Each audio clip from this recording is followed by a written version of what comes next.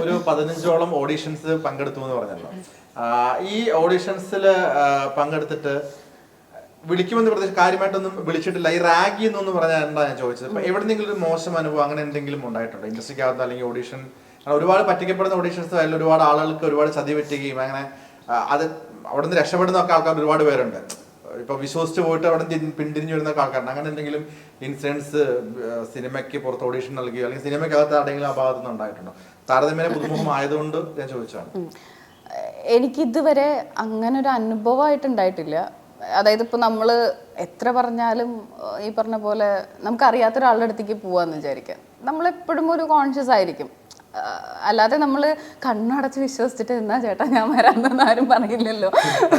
അത് ഇപ്പോഴും അങ്ങനെ തന്നെയല്ലേ. സോ അതുകൊണ്ടായിരിക്കാം മേ ബി എനിക്ക് അങ്ങനെ ഒരു എക്സ്പീരിയൻസ് ആയിട്ടുണ്ടായിട്ടില്ല. ഇപ്പം ആരെങ്കിലും പറയണ ഇങ്ങനെ ഒരു ഹോട്ടൽ റൂമിലേക്ക് വരണം, ഇവിടെ വെച്ചിട്ട് ഓഡീഷൻ നടക്കണേ, ഞാൻ എൻ്റെ പാരൻസിനെയും കൊണ്ടുപോകും.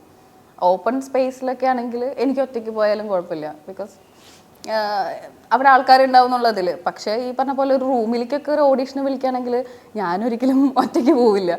അല്ല, നമുക്ക് പറയാൻ പറ്റില്ല ആരാണ് വിളിക്കുന്നത്. ഇപ്പോൾ എന്താ പറയുക, ഒരു ഒരു ഒരു മൊമെൻറ്റ് കഴിഞ്ഞ് കഴിഞ്ഞാൽ ഒരു മനുഷ്യൻ എങ്ങനെയാണ് ബിഹേവ് ചെയ്യുക എന്നുള്ളതൊന്നും നമുക്ക് ആർക്കും പ്രെഡിക്റ്റ് ചെയ്യാൻ പറ്റത്തില്ല. ഇപ്പം ഞാനായാലും നിങ്ങളായാലും ആരായാലും നമുക്ക് ആരും പ്രെഡിക്റ്റ് ചെയ്യാൻ പറ്റത്തില്ല.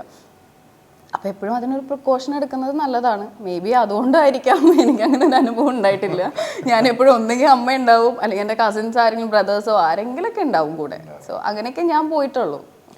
ഇപ്പോൾ സിനിമയിൽ ആദ്യ സിനിമ നായികയായിട്ടാണ്, പിന്നീട് സിസ്റ്ററായിട്ടാണ്, പിന്നീട് ഒരു ചെറിയ വേറൊരു ക്യാരക്ടറാണ്, ഇപ്പം ഇതിൽ സെക്കൻഡ് ഹീറോയിൻ. അപ്പോൾ ഒരു അൾട്ടിമേറ്റ് ലക്ഷ്യം എന്ന് പറയുന്നത് ഹീറോയിനായിട്ട് വരിക എന്നുള്ളതാണോ, അതെയോ ക്യാരക്ടർ റോളാണെങ്കിലും ഇപ്പം അനിയത്തിയാണ് എന്താണെങ്കിലും കുഴപ്പമില്ല അഭിനയിക്കുക എന്നുള്ളത് മാത്രമാണോ?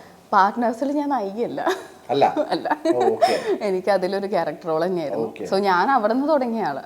അവിടെ നിന്നാണ് സത്യം പറഞ്ഞ ഫസ്റ്റ് ഒരു ഹീറോയിനിലേക്ക് എത്തുന്നത് കിഷ്കിന്താണ്ടൻ തന്നെയാണ്.